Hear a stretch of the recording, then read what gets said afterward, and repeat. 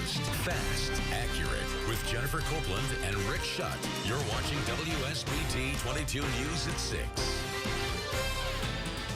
We have new information on breaking news we have been following all afternoon. Police have a suspect in the murder of 11-year-old Jodi Parrack. A little girl was killed in 2007. She was found strangled to death in a Constantine cemetery. Parrack disappeared after going to a friend's house after school. We have team coverage of today's developments. WSBT 22's Suzanne Spencer is at the courthouse in Centerville where a news conference just wrapped up, and Kelly Stopsinski has been getting reaction from Parrack's family in Constantine. Suzanne, I want to start with you. How did they find the suspect? Jennifer, they found him after he was arrested for a case in August involving a little girl. This is the man police have charged in Parrack's murder. Daniel Furlong of White Pigeon is charged with murder and kidnapping. Parrack disappeared November 8th of 2007 after going to a friend's house after school. Police say she left around 4:30 on her bike, but she never returned home. Jodi's mother found the girl's body hours later in Constantine Township Cemetery. The cemetery was just down the street from the family's home. Police have sifted through over 1,500 tips throughout the years, and the case even made the cover of People magazine. Prosecutor John McDonough says Furlong lived in the area and he certainly had opportunities to commit this homicide. He says DNA evidence linked him to the crime. The arrest came about after a DNA swab was taken following Mr. Furlong's arrest for his current charges. The DNA tested and was a match to the DNA found on Jodi Parrack's clothing and body the night of her homicide. McDonough says Furlong was involved in a canvass done by the FBI, but was not actually a suspect right after Parrack died. He was arraigned and his bond has been denied since all of this has happened. We've been talking to several people about this investigation, including several of those who are very close with this throughout the past many years. We'll have much more on this coming up at 11. Live in Centerville, Suzanne Spencer, WSBT 22 News. And as Suzanne mentioned, the suspect in this case, Daniel Furlong, is already in police custody for attacking another young girl just last month. A 10-year-old girl said she was riding her bike when Furlong persuaded her to go into his garage and attacked her with a knife. Now, this is video, the one you're looking at here, from his August 13th video arraignment. Furlong was charged with knowingly restraining a child and assault with a dangerous weapon. News of his arrest is sending shockwaves of anger and relief for some through Constantine, where Jodi Parrack was murdered.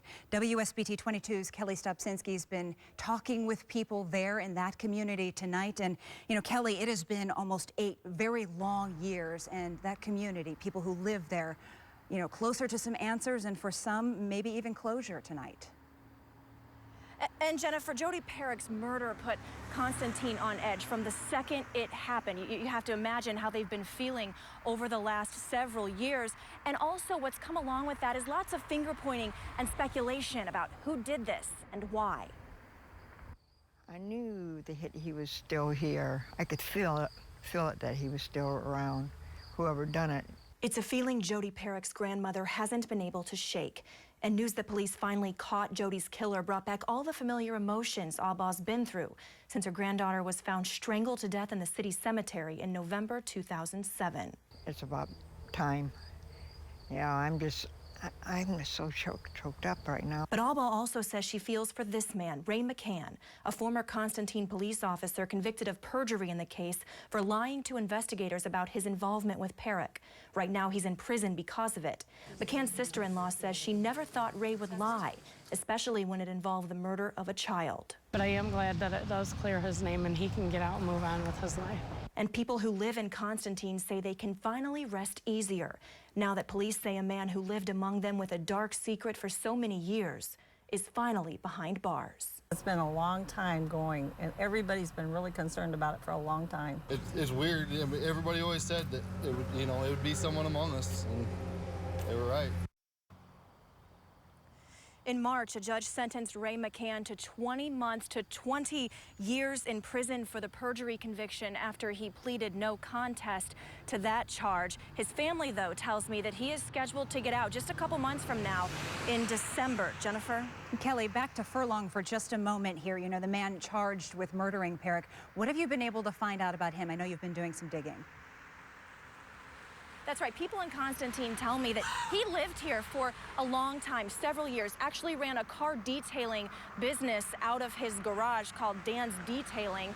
And they also say that he lived right in the center of town, just a few blocks from the cemetery, also very close to Jodi Parrack's home. They say he only moved to White Pigeon a couple of years ago. Still trying to find out more information about him, but a lot of people here just kind of reeling. They're kind of reliving this all over again, Jennifer, because it was so real. This is such a small community, very close-knit. Everyone knows everyone else or is connected to somebody in some way. It's been so heartbreaking for so long. Kelly, thank you so much. And stay with WSBT 22 News as we follow the latest developments in this local cold case arrest and the charges. We will have reaction from the community again tonight at 11 o'clock. Good evening, I'm Matt Rudkin in the First Alert Weather Center. We've seen a decent amount of clouds build in through the afternoon. Some rain. Here's First Alert Storm Tracker. You can see some rain, especially west of 31. Just some sprinkles, western Stark, southern LaPorte, and western Pulaski County. But that's quickly fizzling out thanks to quite a bit of dry air. Temperatures in our eastern counties, middle 70s out west where you've seen more clouds and rain. You're in the upper 60s. Coming up in your forecast, we've got a pretty big chill on the way, the coolest we've been since late May, early June for the weekend, but it doesn't last long. We warm right back up, so we'll detail that weekend forecast for you in just a couple of minutes. Matt, thank you. Police believe they have found the body of a missing Van Buren County woman, and now her husband is the suspect in her murder. They think they found 32-year-old Kimberly Bogseth in a wooded area. She disappeared September 1st. She was last seen in the South Haven area. Her husband, Brent Bogseth, was arrested in Chicago on a warrant for open murder. He faces extradition back to Michigan. The numbers are just staggering with this. More than 7 out of every 1,000 babies in Indiana will die before they turn 1 year old. And it's even worse in St. Joseph County. WSBT 22's Patrick Roth is here right now. And Patrick, this is a problem that several groups are trying to solve. Yeah, Jennifer, Ukraine has a lower infant mortality rate than St. Joseph County. Now, to fix that, several groups are working together on an event for this Saturday to bring awareness and to show women all across St. Joseph County the importance of prenatal care. It's a sobering stat. On average, one baby dies every 13 hours in Indiana. That's the 40th highest rate of infant mortality in the country, and it's even higher in St. Joseph County. The percentage of African-American babies that die is so much greater than Caucasian, that's what really the epidemic is. The infant mortality rate for the African-American community in St. Joseph County is on the same level as some developing countries, and it's a problem that several groups have been trying to fix for a long time. And this Saturday, several of those groups will be working together to help raise awareness. In order to help bring that down, we want to educate women on things that they should do in order to, while they're carrying their babies, to help make sure that they have healthy pregnancies, in order to try to help to bring that infant mortality rate down. When you learn and you work with your peers, the education, it sticks longer. Saturday's event is open to any expectant mother, but organizers want to have a particular focus on those women who sometimes have a hard time accessing some of the care and support they need. So we want to provide that for them, helping them, giving them resources to get what they need in order to make sure that their baby is born healthy and full term. Now, the event on Saturday starts at 10 o'clock at Ivy Tech in South Bend, and there are some things that you can do to keep yourself and your baby safe. Things like practicing safe sleeping habits, not smoking, or even being around other people that smoke. But Jennifer, they say one of the most important things is getting good prenatal care, and that's something they'll be talking about a lot on Saturday. Patrick, thank you. Well, South Bend is taking steps to curb childhood obesity, and today, a major milestone in that initiative. The details ahead, all new at 6. And we've got cool weather on the way and some rain showers to track. We'll have all the details next. Now, your accurate First Alert weather forecast with meteorologist Matt Rudkin. Well, we saw lots of sunshine earlier in the day, now dealing with some clouds. Here's a live picture downtown Elkhart. You can see almost mostly cloudy, some patches of sunshine here and there. Other than that, pretty cloudy evening. First alert storm tracker radar, there was a big batch of rain heading our way, and as expected, that dry air is really taking a toll. If you live west of Knox here in far western Stark County, western Pulaski County, parts of LaPorte County, the city of LaPorte, maybe a few sprinkles down towards Wanata. Other than that, we're dry, but we are expecting more rain through the evening and overnight hours. Here's temperatures: 69 in Benton Harbor, 70 South Bend, 72 in Plymouth. The airport in Knox now reporting a couple of sprinkles. You can see the icon there. 71 in Valparaiso. Wider view satellite and radar imagery. Again, this first batch just it tried so hard to make it here, but it couldn't because of the dry air.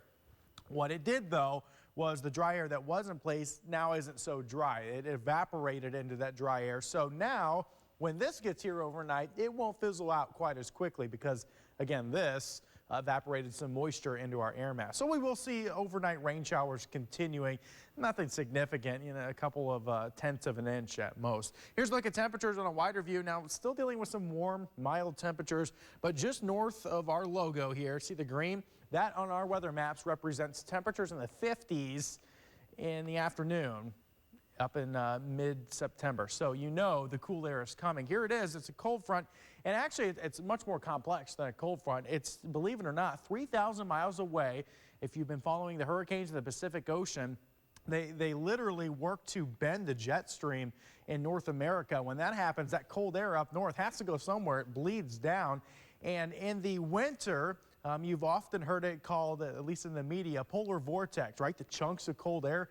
That chunk of cold air is what we're going to deal with for the weekend. Could see some lake effect rain. And just like the past couple of winters, if you've been here before, these chunks of cold air, they stick around for 2-3 days where it gets real cold, and then we moderate. Well, that's going to happen this weekend. Now, obviously, we're not going to get that cold. We're talking temperatures in the 60s, but it only lasts for a few days. So here's Futurecast. There goes that cold front later tonight and into tomorrow. Watch these wind arrows, then go to the north. Temperatures up in the sky about 35 degrees, only a mile and a half up there. So we'll likely get some lake effect rain. You can see our Futurecast model now starting to show some of that. It should be west of 35.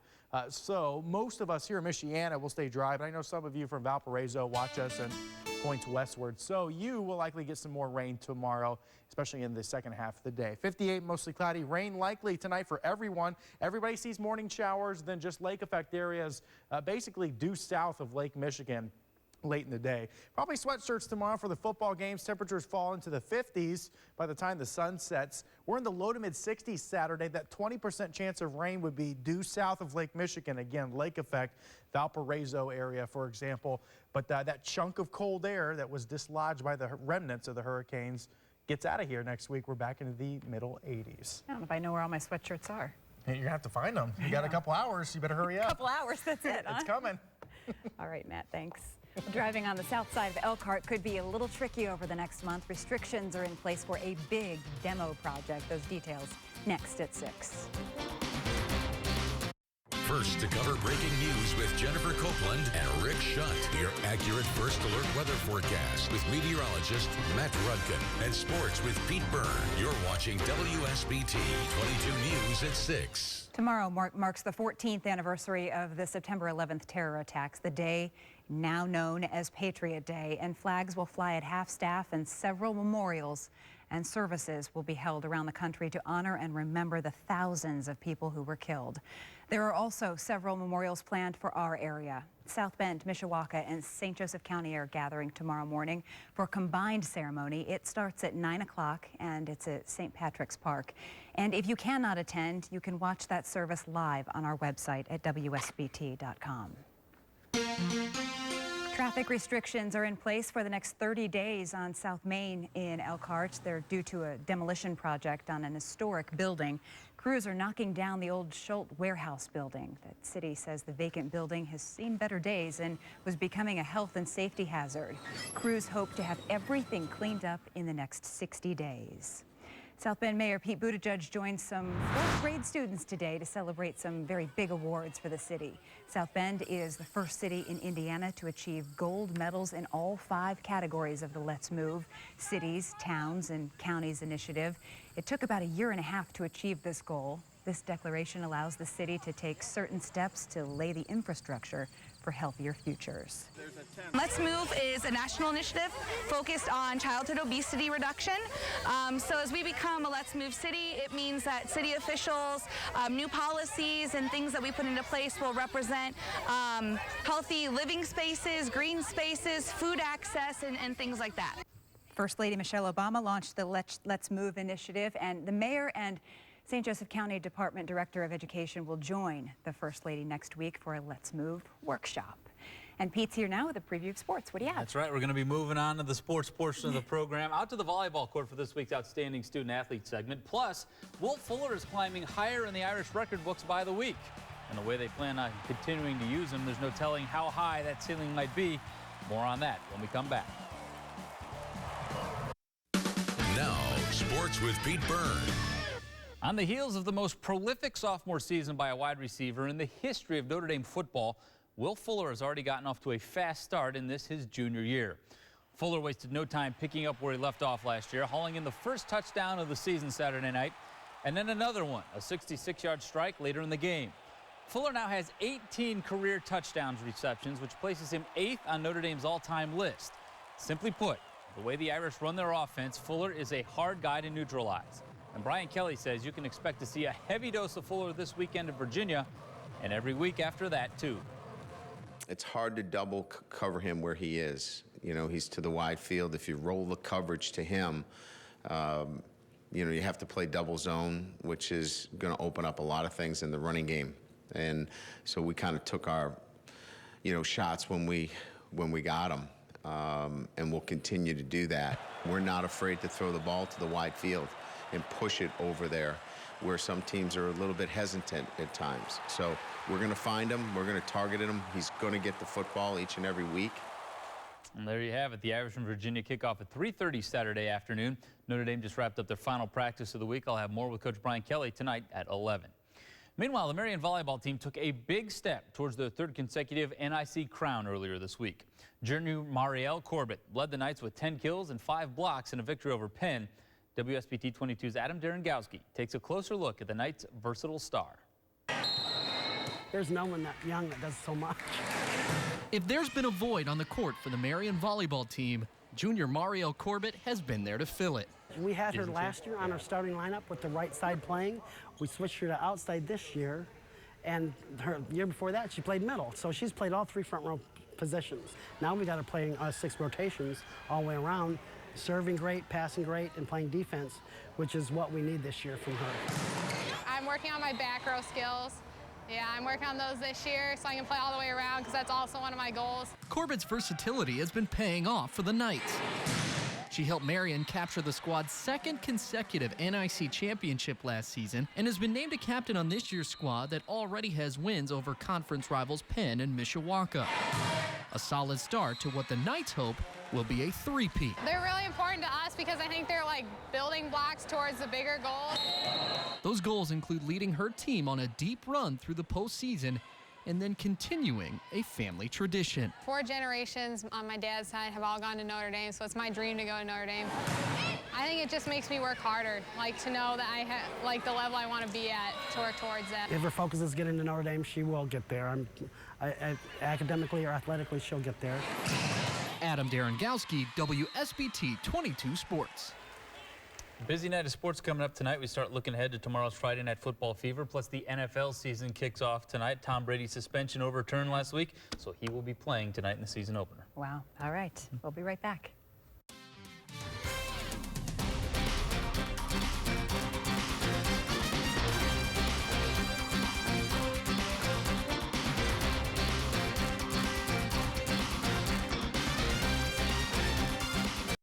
So we'll see rain tonight and into tomorrow morning. Temperatures in the 60s. We're stuck in the mid-60s tomorrow or into the weekend, and then we start to warm up as we get towards next week, back into the mid-80s. Hey, before we go, I want to share this picture. This was sent to a viewer. The picture was taken by Ben Sterner over in New York on the eve of the 14th anniversary, of course, of the September 11th attacks. I thought that was an incredible picture there of One World Trade Center in the rainbow. Yeah, it's a stunning photo. Yeah, so if you want it, it's on my Facebook and Twitter, and you can share it with whomever. Yeah, All right. Thanks for joining us tonight. Rick will be back here for the news tonight at 10 o'clock and also at 11 o'clock tonight here on SBT. Have a good night.